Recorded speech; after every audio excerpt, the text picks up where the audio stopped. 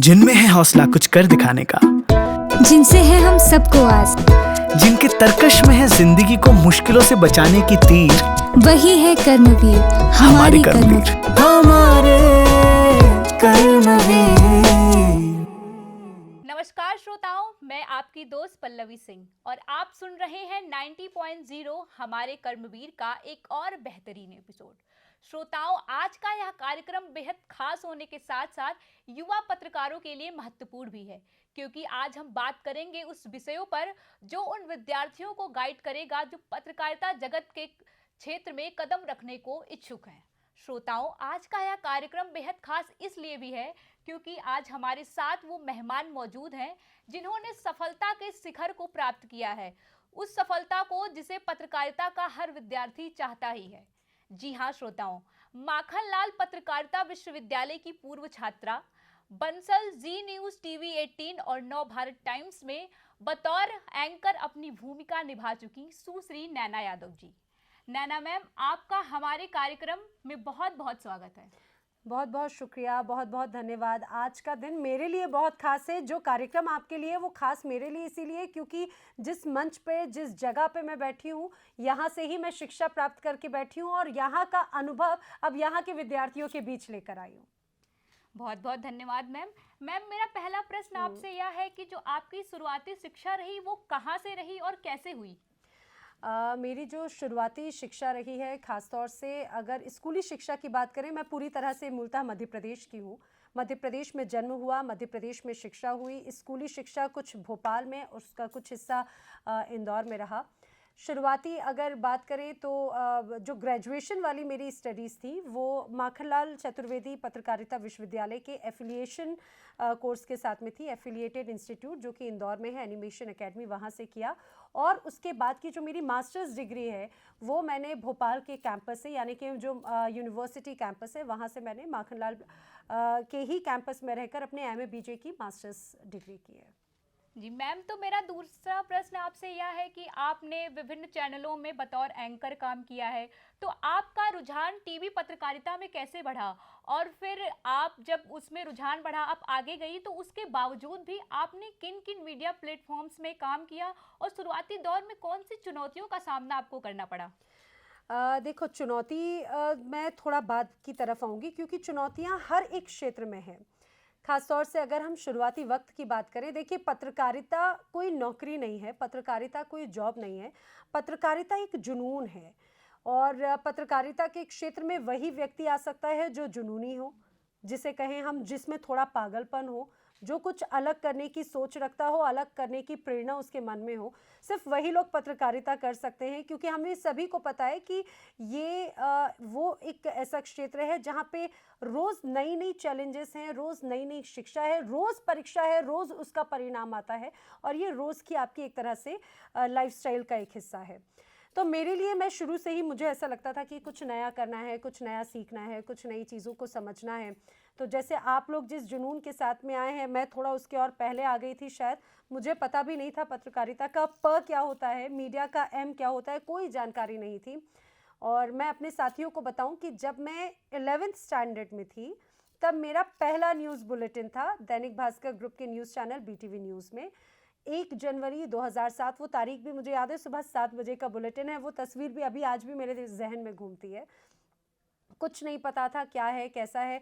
हाँ, उसके पहले ज़रूर चीज़ों को समझा, कुछ लोगों से बात की। दैनिक भास्कर के न्यूज़पेपर में मैंने ऐड देखा एक सर्टिफिकेट कोर्स को लेकर। बस उसमें कुछ जुनून था कि ये कुछ नया है, कुछ अलग है, हटके है, तो करना है, एक बार जाकर देख लेते हैं। बाकी इसके अलावा कुछ नहीं था और बस तब का दिन है, आज का दिन है, बस गाड़ी चलती जा रही है। उस समय मैंने अपनी स्कूल की पढ़ाई, हाँ मैं ये ज़रूर बोलूँगी कि भले ही मैं उस समय एज अ पार्ट टाइम के तौर पे मैंने जॉब कनेक्ट किया, लेकिन उसका इम्पैक्ट मेरी स्कूली शिक्षा पर कभी नहीं पड़ा, मेरी बाकी एकेडमिक्स पे कभी नहीं पड़ा। यही कई लोगों को अगर लगता है कि जॉब के साथ में अगर आपको पढ़ाई करनी है या अगर आप पढ़ाई करते करते जॉब करना चाहते हैं तो आपको फोकस सिर्फ एक तरफ कतई ना हो, आपको दोनों चीज़ें बहुत ज़्यादा प्रैक्टिकली होना ज़रूरी है। तो मेरे साथ का संघर्ष ये रहा कि मैं पहले अपना स्कूल जाती थी, कोचिंग जाती थी, फिर जब वक्त मिलता था कई बार एक बुलेटिन कैजुअल एंकर के तौर पे करेक्ट होते थे। फिर वो अनुभव मेरा आगे आया, जो कई लोगों को लगता है छोटा बुलेटिन है, बड़ा बुलेटिन है, छोटे संस्थान है। कभी मुझे लगता है कोई छोटा या बड़ा ब्रांड नहीं होता, आप बस कनेक्ट होते हो, आपको हमेशा वहाँ से कुछ ना कुछ नया सीखने को मिलता है। बस वहाँ से जर्नी शुरू हुई। उस जब दैनिक भास्कर के बाद में मेरा जो अगला पड़ाव था 2010 में, 2010 में मैं पहुंची थी रायपुर। जी 24 घंटे छत्तीसगढ़ न्यूज़ चैनल था, आज की डेट में IBC 24 है वो। वहाँ पे कुछ वक्त, उसके बाद में बंसल न्यूज़ में रहते रहते मैंने अपनी मास्टर्स डिग्री की, 5.5 साल वहाँ किया। फिर 2016 से नेशनल चैनल के लिए छलांग लगाई और अब मैं दिल्ली NCR की हो गई हूँ, वहाँ पर कंटिन्यू अलग अलग संस्थानों में हूँ। मैम, बहुत ही काबिले तारीफ़ है आपने जो काम किया, आपका जो अनुभव बहुत ही अच्छा है। तो क्या आपने बात करें कि लेखन में काम किया है? लेखन में जैसे प्रिंट की बात कर ले, आपने बतौर एंकर बहुत काम किया है, और अगर लेखन की बात करी जाए तो क्या आपने उसमें भी काम किया है? देखिए, पत्रकार होता है और मुझे लगता है कि उसको हर एक क्षेत्र में काम करना बहुत ज़रूरी है। और ये बात आपने बहुत इम्पोर्टेंट पूछी, लेखन में काम करना। दरअसल हम लोगों को लगता है, जब हम यंगस्टर्स रहते हैं तो ज़्यादातर लोगों के सवाल होते हैं या फिर ज़्यादातर लोगों के मन में बात होती है कि अगर उन्हें एंकर बनना है, अगर उन्हें रिपोर्टर बनना है, तो क्या उन्हें लेखन में भी काम करना आना चाहिए, तो क्या उन्हें उनकी राइटिंग स्किल्स भी होना चाहिए। उनको लगता है कि क्या ज़रूरत है। लेकिन मैं आपको बताऊं, एक बेहतर पत्रकार, चाहे वो बेहतर एंकर हो, चाहे वो बेहतर रिपोर्टर हो, चाहे वो सिर्फ कॉपीराइटर ही नहीं, इवन अगर वो मान लीजिए वीडियो एडिटिंग की तरफ हो, ग्राफिक्स का काम हो, बहुत बड़ा एक सिस्टम होता है किसी भी चैनल के लिए, किसी भी ऑर्गेनाइजेशन में वर्क करने के लिए आपकी लेखन शैली बहुत ज़रूरी, बहुत इंपॉर्टेंट हो जाती है। रही बात मेरी, तो यस, मैंने जब अगर आप प्रिंट मीडिया की बात करें तो मैं प्रिंट का ऐसे डायरेक्ट हिस्सा नहीं रही। आर्टिकल्स लिखे दूरदर्शन में, बतौर मैंने कॉपी एडिटर के तौर पे ज़रूर ज्वाइन किया था कुछ समय के लिए। बंसल में के साथ साथ कैजुअल जो हमें जुड़ने का मौका मिलता है उसमें, वो एक अलग मेरा अनुभव था। लेकिन जब अगर आप एक एंकर हो, आप किसी न्यूज़ चैनल में हो, तो एंकर कोई पोस्ट नहीं होती, प्रोड्यूसर पोस्ट होती है। अगर मैं अपने कोई प्रोग्राम करती हूँ तो उसकी स्क्रिप्टिंग मैं खुद कर लेती हूँ। अगर मैं कहीं बाहर जाती हूँ तो उसकी स्क्रिप्टिंग आपको खुद को करनी होती है, आपको कोई लिख कर नहीं देता। अगर आप फील्ड पर हैं, आप रिपोर्टर हैं, तो आप जब तक लिखना नहीं जानेंगे, आप बोलना नहीं जानेंगे। इसीलिए वो शब्द किसी भी व्यक्ति के ज़ुबान से वही होते हैं जो उसके दिमाग में होते हैं, दिमाग में वही होते हैं जो आपने कभी कलम से निकाले होंगे। तो लेखन वाला ऑफ कोर्स बहुत ज़रूरी हो जाता है। बिल्कुल सही कहा कि लेखन तो सबसे ज़रूरी है। पत्रकारिता का सबसे पहला कदम लेखन से ही शुरू होता है। तो मैम, जैसा कि आपने बताया कि आपने लेखन का कार्य आर्टिकल के रूप में किया है, तो आपने जो लेखन का कार्य आर्टिकल के रूप में किया, तो क्या आपको उससे कोई एक अलग पहचान मिली जिससे आपको पहचाना जाने लगे? देखिए, पहचान, मैं इस सवाल को थोड़ा अपने तरीके से जवाब देती हूँ कि पहचान आप अपने तरीके से बनाते हैं। जैसा मैंने आपको कहा कि लेखन तो हर चीज़ का आधार है, हर चीज़ की ABCD है। अगर मैं एंकरिंग कर रही हूँ तो वो बिना लेखन, बिना एडिटोरियल ज्ञान के संभव ही नहीं है। और मुझे जो आज पहचान मिली है वो वही मेरे शब्दावली। कुछ लेखन होते हैं जो आप कलम से, आप पेपर पे लिखते हैं, कुछ लेखन होते हैं जो मैं अपने दिमाग से ज़ुबान पे लिखती हूँ और वो ज़ुबान मुझे पहचान दिलाती है। बहुत बहुत धन्यवाद मैम। सच में लेखन सबके लिए बहुत ज़रूरी है। तो मैम, आप पत्रकारिता जगत में इतनी आगे बढ़ चुकी हैं, आपका इतना नाम हो चुका है, तो हम आपसे ये भी जानना चाहेंगे कि क्या आपके परिवार का कोई सदस्य भी मीडिया से जुड़ा हुआ है? देखिए, नाम तो अभी बनाना बाकी है। जो भी है, अभी कदम, बेबी स्टेप्स हम चल रहे हैं। अभी तो हमेशा रोज़ कुछ नई नई चीज़ें सीखते हैं। लेकिन मीडिया जगत में अगर मेरा कोई है तो इसका जवाब है नहीं, क्योंकि कई लोगों को लगता है कि अगर आपको मीडिया में अपनी जगह बनानी है तो आपका कोई गॉडफादर होना चाहिए। अगर आपको किसी संस्थान में कदम रखना है, अगर आपको एंट्री करनी है, तो कोई आपका नोन हो जो आपको ज्ञान दे, जो आपको जानकारी दे। तो मेरे केस में ये सारी चीज़ें बहुत ही ऑपोजिट थी। मेरी फैमिली में दूर दूर तक कोई मीडिया का M तक नहीं जानता था। जैसे मैंने आपको बताया, पत्रकारिता का प नहीं जानता था। इवन शुरुआत में तो ये लगता था कि अच्छा, जब हम बच्चे थे, जब हम छोटे थे, न्यूज़ चैनल्स को जब हम देखते थे टीवी में, तो हम ये सोचते थे, यार ये एंकर टीवी के अंदर कैसे चला जाता है, ये व्यक्ति अंदर से कैसे चीज़ों को बोल लेता है। भाई, बच्चों का दिमाग है, वो कुछ भी सोच सकते हैं। मैं भी यही सोचती थी। तो दूर दूर तक कोई नहीं था, अभी भी कोई नहीं है।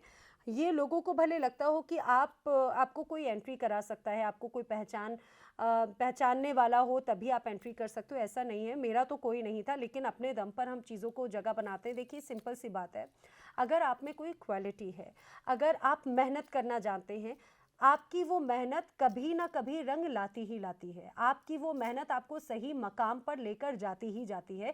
किसी गॉडफादर की ज़रूरत नहीं है, बस आप अपनी मेहनत करते रहिए, रोज़ नई नई चीज़ों को जानते चलिए, आप आगे बढ़ते चले जाएंगे। और वो गॉडफादर आपका वाकई में एक होता है, क्योंकि मैं थोड़ी आध्यात्मिक हूँ, मुझे लगता है वही एक आपकी स्पिरिचुअलिटी है, आपके साथ में जो आपका ऊपर वाला है, भगवान है, वो आपको सही मकाम पर ले जाता है, आपका वही गॉडफादर कहलाता है। बिल्कुल सही मैम ने कहा कि अगर पहचान बनानी है तो खुद मेहनत करनी पड़ेगी और आगे बढ़ना पड़ेगा। तो मैम इसी के साथ मेरा आपसे दूसरा सवाल ये है कि जब आपने पत्रकारिता के क्षेत्र में कदम रखा था और अभी की पत्रकारिता, तो दोनों में बहुत अंतर देखने को मिल रहा है। तो ऐसा क्या खास अंतर है जो पहले की पत्रकारिता को अभी की पत्रकारिता से अलग दिखा रहा है? पहले की पत्रकारिता और अभी की पत्रकारिता, मुझे ऐसा लग रहा है कि मैं बहुत बुजुर्ग हो गई हूँ लेकिन नहीं, बट यस हाँ, पत्रकारिता जो सबसे इम्पोर्टेंट आज जो हमारी एक तरह से ताकत है वो है टेक्नोलॉजी। और वक्त बदलते हैं, रोज़ रोज़ नई टेक्नोलॉजीज़ हमारे साथ में होती हैं, तो सबसे ज़्यादा जो मुख्य तौर से बदलाव है वो टेक्नोलॉजी आप देखिए कि आज हमारे सामने कैमरा है। अभी यहाँ पर तो नहीं टीपी है, टेलीप्रॉम्प्टर नहीं है, लेकिन ज़्यादातर चैनल्स में आप देखेंगे टेलीप्रॉम्प्टर्स हैं। आप देखेंगे ज़्यादातर जगहों पे जब आपको वीडियो एडिटिंग के लिए या रिकॉर्डिंग करने के लिए आपको बहुत ज़्यादा कुछ करने की ज़रूरत नहीं है, बस आप डायरेक्टली कनेक्ट हो जाते हैं। लेकिन जब मैंने शुरुआत की थी, लिटरली उस समय ये था कि हमारे सामने टेलीप्रॉम्प्टर की कोई व्यवस्था नहीं होती थी। हम अपने एक पेपर होता था, उस पेपर पर आप अपनी पूरी स्क्रिप्ट लिखते थे, ब्लैक पेन से, ब्लैक स्केच पेन से, बोल्ड लेटर्स में। ऊपर एक कैमरा लगा होता था, वो कैमरा जो है सामने वाले कैमरे से कनेक्ट रहता था, जिसपे हमें स्क्रीन पे वो दिखता था, जिसे हम टेलीप्रॉम्प्टर, आज के समय में तो रिमोट है हाथ में, रिमोट चलाओ और आपको एकदम से टीपी जो है बढ़ती हुई आगे नज़र आ जाती है। तो ये सबसे बड़ा एक चैलेंज जो हम लोग शुरुआती वक्त में देखते थे, अब वो चीज़ें चेंज हुई। वीडियो एडिटिंग के लिहाज से कैमरे नए नए तरीके के हैं। पहले तो ये होता था कि अगर कुछ रीटेक हुआ तो पहले आपको वो टेप को पूरी तरह से रिवाइंड करके उसको उस तरह से शुरुआत करनी है। अब वो वाली सिस्टम हमारे सामने है, अगर आपका रीटेक भी है कोई बात नहीं, आप कंटिन्यू रिकॉर्ड करते रहिए, फिर हम उसको एडिट कर लेंगे। ये सबसे इंपॉर्टेंट टेक्नोलॉजी की बात है। प्लस आज का जो दौर है, हम 2024 में, हम 20वीं सदी में हैं, मुझे लगता है कि ये अपने आप में सबसे बड़ी ताकत और आज के मीडिया स्टूडेंट्स के लिए सबसे मजबूत भी है। ऑल्दो ये इसके कुछ डिसएडवांटेजेस भी हैं, वो मैं आगे ज़रूर बताऊंगी, लेकिन सबसे इम्पॉर्टेंट ताकत ये है कि आपके हाथ में टेक्नोलॉजी होने के साथ साथ चीज़ें आसान हो गई हैं। दूसरी चीज़ ये हो जाती है न्यू मीडिया टेक्नोलॉजी की जो हम बात करते हैं। अभी पहले कुछ स्टीरियोटाइप या फिर एक हम कुछ बहुत लिमिटेड चीज़ों को, हम प्रिंट मीडिया देखते थे, हम इलेक्ट्रॉनिक मीडिया देखते थे, हम रेडियो की बात करते थे, लेकिन अब एक अपने आप में बहुत बड़ा प्लेटफॉर्म सेट हो गया, वो है डिजिटल मीडिया का। डिजिटल मीडिया अपने आप में इतना वास्ट हो चुका है, इतनी वास्ट ये पूरी इंडस्ट्री हो चुकी है कि हम उसके बारे में इतना सोच भी नहीं सकते कि दुनिया के अलग अलग कोनों में उसको एक नई टेक्नोलॉजी के साथ में कनेक्ट करते हैं। तो जो सबसे बड़ा बदलता हुआ स्वरूप मुझे लगता है वो टेक्नोलॉजी वाइज तो ऑफकोर्स है। और जब टेक्नोलॉजीज़ बदलती हैं, नए नए लोग नई नई टेक्नोलॉजीज़ के साथ में चीज़ों को समझते हुए आते हैं, तो नए आइडियाज़ आते हैं, वक्त बदलता है, तरीके बदलते हैं, प्रोग्रामिंग बदलते हैं, बहुत कुछ बदलता है। जी मैम, और इसी के साथ आपसे मेरा ये सवाल है कि आपने जब पत्रकारिता में कदम रखा था और अभी आप सफलता के उस शिखर पर पहुंच चुकी हैं जहां अभी पत्रकारिता के विद्यार्थी पहुंचना चाहते हैं, तो इन सारी जो आपकी जर्नी रही है, इनके बीच में बहुत सारे अप एंड डाउन्स आए होंगे, तो उन चीज़ों को आपने कैसे मैनेज किया और अपने समय को कैसे आपने मैनेज किया? देखिए, अप्स एंड डाउन्सेस मुझे लगता है हर एक व्यक्ति के जीवन में पर्सनल लेवल पर तो आते हैं, और इसके अलावा अगर आप प्रोफेशनली बात करें तो हर एक प्रोफेशन के अपने अपने चैलेंजेस होते हैं। हम देखते हैं कई बार जब खासतौर से आईटी सेक्टर का एक वक्त था, जब रिसेशन का वक्त था, लोगों को लगता था कि भाई कुछ भी हो आईटी में नहीं जाना, इंजीनियर नहीं बनना, और आज का वही वक्त है, लोग बोलते हैं कि यार इंजीनियर्स की तो मौज है। मतलब ये उनको ये लगता है, क्यों? क्योंकि वक्त बदल रहा है, टेक्नोलॉजीज वाइज लोगों की डिमांड है। तो अप्स एंड डाउन्स हर तरह के और चैलेंजेस जो हैं हर तरह के रोल में होते हैं, हर तरह के जॉब में होते हैं। अगर पत्रकारिता में बात करें तो जाहिर सी बात है, जब नई नई चीज़ें होती हैं, मैं एक बहुत छोटी जगह से, एक बहुत ये कहा जाए कि एक छोटे परिवार से, बहुत मध्यम वर्गीय परिवार से निकल कर आई, जो मीडिया की ABCD नहीं जानता था, जिसके मीडिया में कोई कनेक्शंस नहीं थे। इवन मुझे ये भी नहीं पता था कि उसकी स्टडी क्या करनी है, कैसे क्या करना है। कई बार आपको लोग सपोर्ट करते हैं, कई बार जब आप आगे बढ़ते हैं लोग आपको लेग पुल करते हैं, लेकिन मैंने कहा ना कि अगर आपके मन में जज्बा है, अगर आप पॉजिटिव हैं अपनी चीज़ को लेकर, और अगर आप अपनी ही जो क्वालिटीज़ हैं उन्हें अपनी ताकत बना लेते हैं, तो वो जो नेगेटिव परिस्थितियां हैं वो भी बहुत आपके लिए बहुत आसान हो जाती हैं। बड़े बड़े पत्थर आपको लगता है कि ये सिर्फ छोटे छोटे कंकड़ हैं, आप उसे पार कर जाएंगे। तो अप्स एंड डाउनसेस हमेशा आते हैं। अप्स एंड डाउनसेस से बचने के लिए क्या करना है, क्योंकि ये हो जाता है कि भाई जब हम लोग जिस एज में, अभी आप लोग जिस एज में जिस तरह से कोर्सेज करते हैं, तो आप लोगों को लगता है कर लेंगे, बस ये कर लेंगे, बस ये बदल देंगे, वो कर लेंगे, सब हो जाएगा, हमें लगता है। और जब कोई आपको समझाता है तब हमें लगता है अरे ये तो चीज़ मुझे पता है, अरे आप रहने दो, मुझे ये चीज़ पता है। क्योंकि अगर कोई आपको ज्ञान दे, आप उसको समझाओ, तो आपको ये लगता है ज्ञान मत दो, लेकिन वो ज्ञान जो है वो आपको आगे जाकर ज़रूर काम में आता है। अभी लोगों को लगता है कि हम प्रैक्टिकली वर्क कर लेंगे, हमें थ्योरेटिकल की ज़रूरत नहीं है। मेन चीज़ तो हम सबको ये लगता है कि भाई मीडिया में प्रैक्टिकल वर्क एक्सपीरियंस होना ज़रूरी है, लेकिन नहीं। आप जब प्रैक्टिकल लाइफ में आते हैं, जो सबसे बड़ा चैलेंज होता है वो आपका एडिटोरियल, और एडिटोरियल आपको तभी आएगा जब आपको थ्योरेटिकल चीज़ों को पता हो। आपको पढ़ने की आदत नहीं होगी, आपको समझने की आदत नहीं होगी, आपको वैरायटी ऑफ चीज़ों को जानने की ज़रूरत अगर नहीं आदत होगी, तो वही सबसे ज़्यादा चैलेंज आपके प्रोफेशनल लाइफ में आते हैं। मैम, मेरा अगला सवाल आपसे ये भी है कि अभी हम लोग जैसे पत्रकारिता के क्षेत्र में कदम रखने वाले हैं, तो उसके लिए हमें आगे के लिए कैसी प्लानिंग करनी होगी, कैसे कार्य को देखना होगा कि हमें आगे कैसे चीज़ों को मैनेज करना है, मतलब सारी चीज़ें मिला के कि हमें ये देखना है कि काम हम कैसे करें, तो आप उस पर क्या बताना चाहेंगी? देखिए, मैं बार बार एक ही बात पे जोर देती हूँ कि अब कंपटीशन बहुत ज़्यादा है। खासतौर से अगर मैं सिर्फ अभी इंडिया की अगर बात करूं, तो इंडिया में 1000 से ज़्यादा संस्थान मीडिया के हैं, है ना। आखिर आप उन संस्थानों, और हर साल लाखों बच्चे जो हैं वो मीडिया संस्थानों में, मतलब ऑर्गेनाइजेशंस में काम करने के लिए रेडी होते हैं। आपके पास में जॉब ऑप्शंस लिमिटेड हैं, लेकिन स्टूडेंट्स या फिर नंबर ऑफ कॉम्पिटिशन्स बहुत ज़्यादा हैं। कोई भी संस्थान आखिर आपको क्यों हायर करेगा? वो तभी हायर करेगा जब आपकी कुछ स्पेशल क्वालिटी हो। वो तभी आपको हायर करेगा जब आपको उसको नज़र आएगा कि भाई ये व्यक्ति एक व्यक्ति है, लेकिन ये 4 अलग अलग तरह की क्वालिटी जानता है। और जब आप प्रोफेशनल लाइफ में आ जाते हैं, तब आपके पास में सीखने की क्षमता बहुत मैं ये नहीं बोलूँगी कि ख़त्म हो जाती है, लेकिन वो कई बाउंडेशंस हैं। आप काम करते हैं, आप किसी एक चीज़ की तरफ फोकस हैं, आप बाकी चीज़ों को नहीं समझ सकते। आपकी क्षमता है वो धीरे धीरे एक जगह पर सेंट्रेट हो जाती है। लेकिन जब आप अभी पढ़ाई कर रहे हैं, तो आपके पास में बहुत कुछ है चीज़ों को सीखने के लिए। सिर्फ यही एजुकेशन वाला जब आपकी डिग्री है, जब आप किसी इंस्टीट्यूट में पढ़ाई कर रहे हैं, सिर्फ यही वक्त है जब आप नई चीज़ों को जान सकते हैं, सीख सकते हैं, समझ सकते हैं। जब आप प्रोफेशनल लाइफ में जाएंगे, वो आपको प्रैक्टिकली ज्ञान ज़रूर देगा, आपको जीवन के अलग अलग अनुभव देगा, लेकिन जो प्रोफेशनल अनुभव, प्रोफेशनल ज्ञान है, वो आपको अभी ही मिलेगा।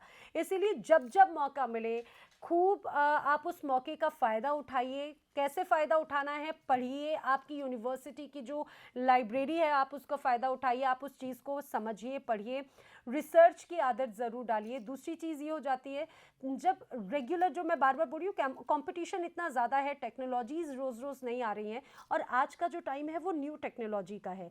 तो कैसे आप नई अपनी चीज़ों को आप ऐड कर सकते हैं, उस चीज़ को समझिए। बस मेरी एक यही बात है कि आप अपनी नई नई क्वालिटीज़ अपने अंदर, नई उत्सुकता जो है वो ज़रूर लेकर आइए, अपने आप में चीज़ें होती चली जाएंगी। मैम, मुझे लगता है कि जो आज का जो विद्यार्थी है पत्रकारिता का, वो स्वयं को बस एक एंकर के रूप में ही देखना चाहता है, तो उसके लिए आप क्या कहना चाहेंगी? बिल्कुल सही बोला आपने कि हर कोई चाहता है कि वो एंकर बने। ठीक है, मैं ये नहीं बोल रही हूँ कि एंकर जो है बनने में कोई उनको दिक्कत है, बिल्कुल बनना चाहिए, लेकिन सिर्फ एंकर नहीं, आपको अगर आप एंकर बनना चाहते हैं, तो आपको एक बहुत अच्छा प्रोड्यूसर बनना होता है। आपके अंदर एक प्रोड्यूसर होना चाहिए, एक रिपोर्टर होना चाहिए, एक अच्छा लेखक होना चाहिए। क्योंकि अगर आप जब स्टूडियो में बैठे हैं, कोई भी अगर ऐसी कोई सिचुएशन आती है आपके सामने, तो आपके दिमाग में वो पूरी कहानी का पोर्ट्रेट हो जाना चाहिए। कैसे वो पैकेज बन रहा है आपके दिमाग में आ जाना चाहिए कि ठीक है, यहाँ पर एम्बियंस देना है, यहाँ पर स्क्रिप्ट है, यहाँ पर ये इस तरह के वर्ड्स हैं, इन सारी चीज़ों का जो है, इसीलिए एक एंकर के अंदर सारी क्वालिटीज़ होनी चाहिए। अगर आप एंकर बनना चाहते हैं, तो उसके लिए पहले खुद को ज़रूर तैयार करें। बिल्कुल मैम, सही बताया आपने। और अब बात आती है कि आप पत्रकारिता विश्वविद्यालय की पूर्व छात्र भी रह चुकी हैं, तो आपके यहाँ के जो अनुभव रहे हैं वो हम सभी से साझा करें। देखिए, ये अभी तक के मेरे अनुभव ही हैं और आज का जो ये पूरा दिन है मेरे लिए बहुत ज़्यादा खास है, क्योंकि और काफ़ी भावुक करने वाला भी ये पूरा मौका होता है जब जिस संस्थान से जिस आप क्षेत्र से आप पढ़कर निकले हैं, जो पूरा आपको यहाँ के जो गुरु थे, यहाँ की जो हमारी टीचर्स हैं, उन्होंने जो हमें इतना इस काबिल बनाया। तो कहा जाता है कि बच्चे जो होते हैं वो मिट्टी की तरह होते हैं। मैं हर बार ये बात ज़रूर कोट करती हूँ कि वो कच्ची मिट्टी की तरह होते हैं। उन्हें जिस भी सांचे में ढाला जाए वो सांचे में ढलता चला जाता है। हर एक गुरु, हर एक टीचर अपने विद्यार्थी को पूरी तरह से एक अच्छे रूप में ही एकदम से शेप देने की कोशिश करता है। स्टूडेंट्स की बाकी भूमिका स्टूडेंट्स की होती है। मेरा अनुभव बहुत खास, बहुत अलग ज़रूर रहा है, क्योंकि मैं ऑलरेडी जॉब करते करते कर रही थी। मेरे लिए बहुत ज़्यादा चैलेंजेस थे कि मैं अपनी जो एजुकेशन एकेडमिक जो एक्सपीरियंस है वो भी मैं गेन करती रहूँ, प्रोफेशनल को भी। तो मैं अगर मेरे टीचर्स का नहीं सपोर्ट होता, जो हमारे वाइस चांसलर्स हैं, अगर उस समय उनका सपोर्ट नहीं होता, मेरे जो एचओडी हैं उस समय श्रीकांत सर हुआ करते थे मेरे एचओडी, अगर उनका सपोर्ट नहीं होता, बाकी की जो मेरी फैकल्टीज़ हैं, मैं अभी उनका किसी का अगर नाम लूँगी तो वो मुझे लगता है कम, अगर एक आध छूट गया तो वो बात हो जाएगी। लेकिन मैं यहाँ पे नाम अगर नहीं कोट कर रही हूँ तो वो ओवरऑल जिनसे मैंने कोर्स की शिक्षा ली और जिनसे मैंने अपनी प्रोफेशनल शिक्षा ली और बाकी सारी चीज़ें जो उन्होंने सपोर्ट किया, ये सबसे अच्छा माखनलाल चतुर्वेदी का मुझे एक ये लगता है यूनिवर्सिटी का, जो मेरे डिपार्टमेंट के फैकल्टीज़ नहीं रहे, लेकिन अगर जो दूसरे डिपार्टमेंट के फैकल्टीज़ या एचओडी रहे, अगर उनसे हमने कभी कोई गाइडेंस की अगर हमें ज़रूरत पड़ी, कभी किसी ने मना नहीं किया। और वाकई में आज मैं जो हूँ मेरे उन सभी गुरु, उन सभी टीचर्स की ही बदौलत हूँ। ये ज़रूरी नहीं है कि उन्होंने मुझे क्लास में पढ़ाया हो या नहीं पढ़ाया हो, चाहे वो प्लेसमेंट सेल से रिलेटेड हो या बाकी अलग अलग डिपार्टमेंट से जुड़े हुए जो हमारे फैकल्टीज़ हैं, उन्हीं सबकी ही वजह से आज हम यहाँ पर हैं। और दूसरी चीज़ सबसे इम्पॉर्टेंट ये हो जाती है कि माखनलाल चतुर्वेदी पत्रकारिता विश्वविद्यालय एक ऐसा विश्वविद्यालय है जहाँ पर देश भर के अलग अलग कोनों से विद्यार्थी आते हैं, और जो आप उनके साथ में अलग अलग ज्ञान लेते हैं, आपको बहुत कुछ सीखने को मिलता है, वो अलग चीज़ हो जाती है। और यहाँ यूनिवर्सिटी में इतने अच्छे अच्छे फैकल्टीज़ हैं, वो आपको लेखन में बहुत एक्सपर्टीज़ देंगे, आपको रेडियो का बहुत अच्छा ज्ञान देंगे, टेलीविज़न का बहुत अच्छा ज्ञान देंगे। ये कहें कि ये पूरा एक कंप्लीट बुके है और इस बुके में देश भर के अलग अलग क्वालिटीज़ के जो है वो फ्लावर्स यहाँ पर हैं। तो वही मेरे लिए कहीं ना कहीं बहुत इंपॉर्टेंट संबल बनता है। बिल्कुल सही मैम ने कहा कि जो गुरु होता है उसका एक विद्यार्थी के जीवन में बहुत बड़ा महत्व होता है। तो बहुत बहुत धन्यवाद मैम हमारे इस रेडियो कार्यक्रम से जुड़ने के लिए और पत्रकारिता जगत में उभर रहे विद्यार्थियों को एक नई दिशा देने के लिए बहुत बहुत धन्यवाद ma'am. Thank you so much Pallavi, thank you so much सभी टीम को। नमस्कार श्रोताओं, यह थी आज की हमारी सबसे खास मेहमान सुश्री नैना यादव जी, जिन्होंने उन आयामों को बिखेरा जिससे उन्होंने खुद सीखा है। आशा करती हूँ आपको आज का यह एपिसोड बेहद पसंद आया होगा। आप सुनते रहिए हमारे कार्यक्रम 90.0 FM जनगण मन की बात, जिनमें है हौसला कुछ कर दिखाने का, जिनसे है हम सबको आस, जिनके तरकश में है जिंदगी को मुश्किलों से बचाने की तीर, वही है कर्मवीर, हमारे कर्मवीर।